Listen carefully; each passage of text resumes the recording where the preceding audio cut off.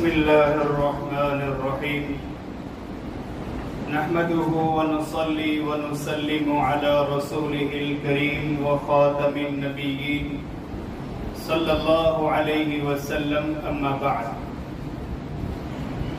حاضرین مجلس، ماشاءاللہ نوجوان چہرے زیادہ نظر آ رہے ہیں اور ان میں سے بعضے وہ ہیں جو شادی کر کے خوش ہیں اور بعضے وہ ہیں جن کی ابھی شادی نہیں ہوئی ہے اس لیے خوش ہیں، لیکن دونوں خوش ہیں.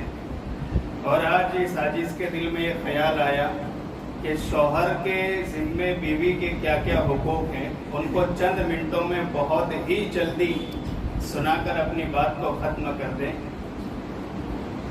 پہلا حق یہ ہے کہ اچھے اخلاق سے پیش آنا. بیوی ہماری جان اور مال، ہماری عزت و آبرو کی حفاظت کرنے والی ہے، ہمارے والدین کی خدمت، ماں باپ کی خدمت کرنے والی ہے. لہذا ہم اپنی بیوی کے ساتھ اتنے اچھے انداز سے پیش آئے کہ اسے ہمارے علاوہ کسی اور کا خیال ہی نہ آئے.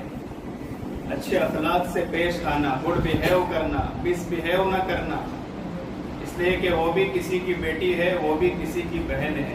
جیسے ہم اپنی بیٹی اور بہن کے ساتھ حسن سلوک کرتے ہیں، اچھا برتاؤ کرتے ہیں، اپنی بیوی کے ساتھ بھی بہتر سے بہتر، اچھا سے اچھا سلوک کرنے کی کوشش کریں. نمبر 2، گھر میں داخل ہوتے وقت ہنستے چہرے کے ساتھ سلام کرتے ہوئے داخل ہونا. بیوی صبح سے انتظار میں ہے، ہمارا سیٹ سے معاملہ ہوا، جھگڑا ہوا اور اب گھر میں داخل ہو رہے ہیں شیر بن کر. ایسا محسوس ہو رہا ہے کہ جلاد گھر میں داخل ہو رہا ہے اور بیوی صبح سے انتظار میں ہے. اگر ہم ہنستے چہرے کے ساتھ سلام کرتے ہوئے داخل ہوں گے تو وہ بھی مسکرائے گی، ہم بھی مسکرائیں گے، اور بیوی اور شوہر جب دونوں مسکراتے ہیں تو اللہ تعالیٰ ان پر اپنی رحمت نازل کرتے ہیں. اس لیے مسکراتے چہرے کے ساتھ سلام کرتے ہوئے داخل ہوں. تیسرا حق یہ ہے کہ ان کو دینی مسائل سکھائیں، بالخصوص حیض و نفاس کے احکام سے آگاہ کریں اور نیک اعمال کی تاکید کرتے رہیں. یہ بھی شوہر کے ذمے بیوی کا ایک اہم حق ہے. نمبر 4، ان کی تکلیفوں اور غلطیوں پر صبر سے کام لیں. غلطی کس سے نہیں ہوتی؟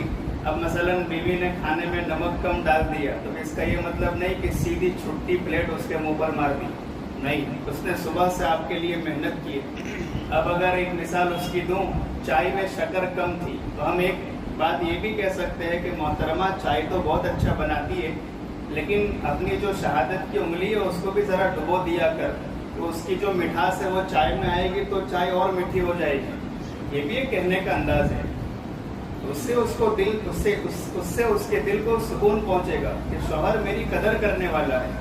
یہ سب باتیں جن کی شادی ہو چکی ہے ان کو ابھی سے کام آئے گی، اور جن کی شادی نہیں ہوئی ہے وہ بعد میں انشاءاللہ کام آئے گی، لیکن دونوں کو ضرور اس کا دھیان سے سنیں.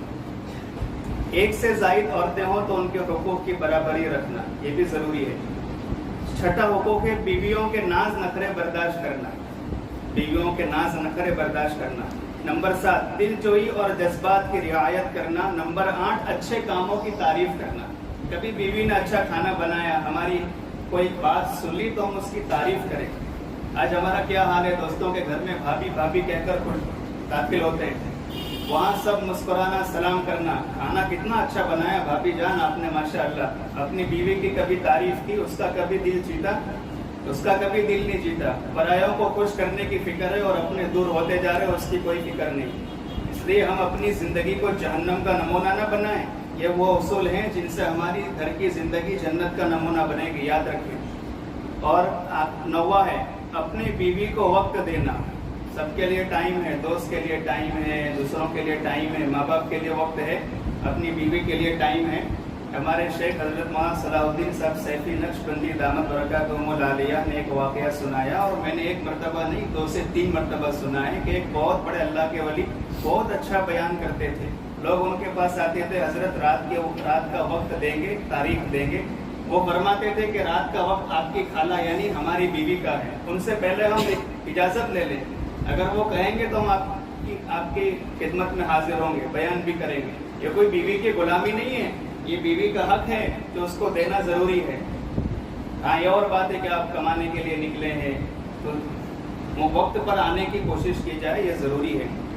اور آخری ہے وسعت کے مطابق خرچ کرنا، فضول خرچی نہ ہو اور کبھی کبھی کوئی جیب خرچ بھی دیا کرے، یہ بھی بیوی کا حق ہے، سمجھ رہے ہیں۔ اور آخری حق ہے 12واں بقدر کفایت رہنے کے لیے کرتے۔ ہاں ہم 1922 میں نہ جیے، جمعہ میں بھی میں نے کہا تھا 2022 میں جینا سیکھے، اپنی خود کی زمین ہو، خوب کمائیں، اللہ کے لیے اللہ کے راستے میں خرچ کرنے کا اہتمام کریں، اور اپنا خود کا ذاتی گھر ہو تاکہ ہمارے مرنے کے بعد ہماری بیوی کسی کی محتاج نہ ہو، ہمارے بچے کسی کی زمین ہڑپ نہ کرے، یہ بھی ضروری ہے۔ اللہ تعالیٰ ان حقوق پر مجھے اور آپ تمام کو عمل کرنے کی توفیق عطا فرمائے۔ میرا شمار پہلے والے لوگوں میں سے ہے جن کی شادی ہو چکی ہے اور وہ شادی کر کے خوش ہیں، تو یہ سارے حقوق مجھے ادا کرنا بھی ضروری ہے، تو میں نے اپنی نصیحت اور اپنے فائدے کے لیے تمام حقوق بیان کیے ہیں۔ اللہ تعالیٰ ہم تمام کو عمل کی توفیق عطا فرمائے۔ آمین وآخر دعوانا ان الحمد للہ رب العالمین۔ السلام علیکم ورحمۃ اللہ وبرکاتہ۔